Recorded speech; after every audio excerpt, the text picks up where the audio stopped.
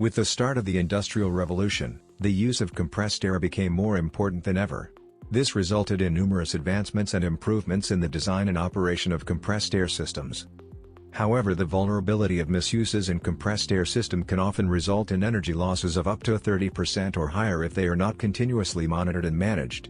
Out of the various measurement technologies available for measuring compressed air flow, thermal mass flow meters are more populous due to their reliability, repeatability, high measuring ranges and low cost of installation. Wise Air Technologies offers thermal mass flow meters suitable for both insertion and inline type of installation.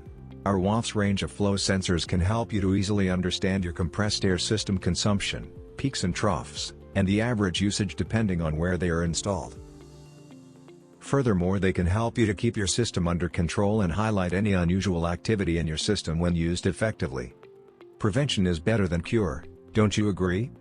Our WAFS range of thermal mass flow meters are easy to install, has no pressure drops, improves your system efficiency with completely no maintenance required for the sensor. Interested in learning how flow monitoring can help you save energy, reduce costs and improve your sustainability quotient? Call our product specialist to know more at 904-777-8715 or visit us online at www.wiser.asia.